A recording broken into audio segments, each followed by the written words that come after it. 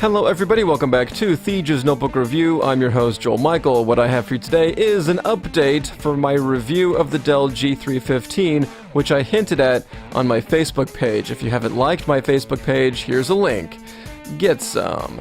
Anyway, during my review of the G3 15, I stated that upgrading from the original 1TB hard drive to a 512GB 2.5-inch SSD was a pain in the ass. Well, long story short, it's not a pain in the ass anymore, now that Dell finally released an image for Windows 10 for their G series, which they didn't have for about 2 weeks after I received my notebook that I ordered off of Dell.com. So now you can go to Dell.com, download the OS recovery tool, and use that to download a copy of Windows 10 that will work great, and the OS recovery tool will even help you make a bootable flash drive to make installing it super easy. Bangarang. I've already done this myself and the driver's installed perfectly fine and everything is all hunky-dory now. Games run fine and all of the hotkeys work as they should. This changes my recommendation for the G3. I don't think you should pay the extra $50 for the 128GB boot drive. Now you should order the $800 G3 notebook with the Core i5 and the GTX 1050 Ti, and also get a $110 512GB 2.5-inch SSD at the same time if you don't have one already, and install Windows 10 on that with the OS recovery tool. Okay, short story time is over, and that's all I needed to say. Thanks for watching, and you guys, have a good night. Still here? That's fine, I've got a lot more to say, so stick around and make yourself some damn tea or whatever.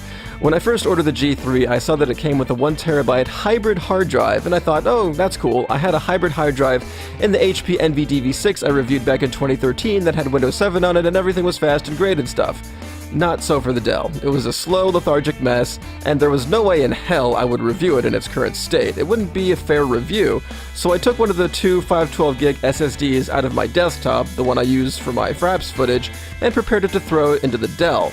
Now, I'm not the new kid on the block with Dell computers. I know that Dell has a long history of requiring you to use their own special concoction of Windows on their desktops and laptops. They've done this for sure as far back as Windows XP, maybe even farther. So I found the OS recovery tool and tried to get a copy of Windows 10 straight from Dell, except that it wouldn't let me.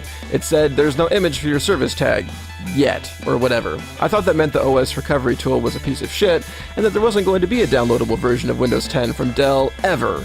So I reached into my drawers and pulled out a ready-made bootable flash drive with a vanilla Windows 10 image on it that I downloaded from Microsoft's web service some time ago.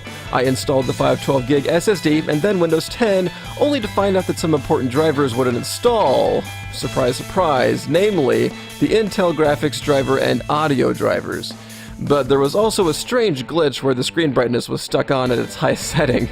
The sliders were there, and it could be manipulated, but nothing would happen. I could only change the screen brightness through the UEFI, which is a really strange place to change your screen brightness. Anyway, because the audio drivers didn't install correctly, games ran horribly slow. They didn't even run at 5 frames per second, no, it was more like 5 seconds per frame.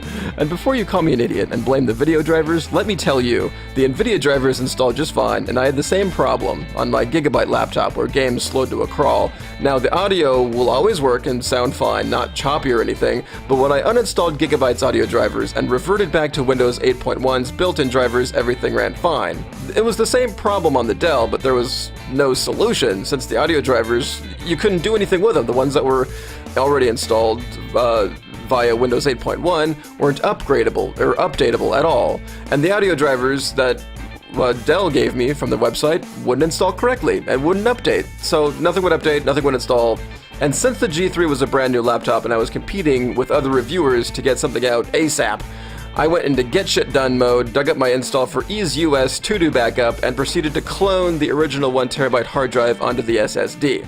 It was thankfully an easy process because I hadn't yet put more than 500 gigs total of programs and mostly games onto the original hard drive, so I could easily go into disk management and partition out the other half of the drive without defragmenting and clone the necessary partition. That worked great, and well enough to be able to have a notebook worthy of reviewing. The downsides to this method, as you recall I called it a quick and dirty method, are that I had 5 gigs of remaining unpartitioned space on the SSD, plus no recovery image, so I couldn't do a factory reset. If you're asking me why I didn't also clone the recovery partition, well, the software was being finicky, and I just wanted to make sure it worked, so I did just enough to make it work. And then the rest is history. I published my review, and then Dell afterwards finally released a Windows 10 image for their G-series notebooks. I downloaded and installed it, and now if I want to, I can do the factory reset on the Dell and sell it to be able to pay for the next notebook to review. If I want to. I promised myself that if the Dell G3 review got less than 5,000 views by August 1st, I'd just quit YouTube and concentrate on something else. Maybe start driving for Uber in my Speed 3, I don't know. We'll wait and see. Maybe I'll just sit around my fat ass and play video games all the damn time. I only play what I get through the Humble Monthly Bundle now anyway, so, whatevs. Thanks again for sticking out this long. My rant is now over. Thanks for listening, and you guys, have a good night. Still there? Okay, well, I'm just kidding. I'm done. Bye-bye.